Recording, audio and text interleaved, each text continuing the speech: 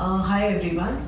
Today I'm going to talk about chest pain. So it is a type of symptom which can be dreadful. People get scared if they get any chest pain, but not all chest pain is because of the heart.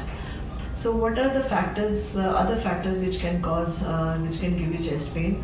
Number one is panic attack. Second is gastritis or esophageal reflux. Third is pancreatitis. Fourth is any lung disease.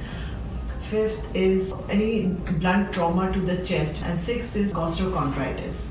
So these are the other conditions where you can get chest pain. But there are again some red flag signals which if you get that, then immediately the attention is needed. So what are the red flag signs? That means the severe disease where you need immediate medical intervention. Number one is chest pain which does not go away. Second is crushing and tightness in the chest. Third is chest pain associated with dizziness, vomiting sensation, breathlessness, and palpitations. So how do you diagnose or do investigations for chest pain? So just to make a diagnosis, what exactly is the underlying cause? Depending on the clinical symptoms, the doctor will decide whether they want to do ECG and 2D echo or angiogram if this chest pain is showing symptom of any cardiac pathology. If the doctor feels that it could be gastritis or esophageal reflux, the endoscopy is prescribed.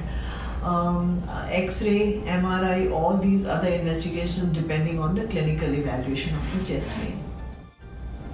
So the treatment depends upon the clinical evaluation after the diagnosis is made.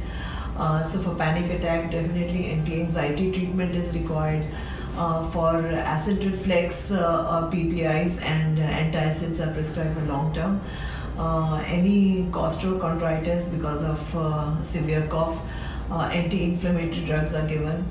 And for cardiac pathology, nitroglycerin and antiplatelets and lipid lowering drugs. These are some of the drugs which can be prescribed depending on the investigations and diagnosis.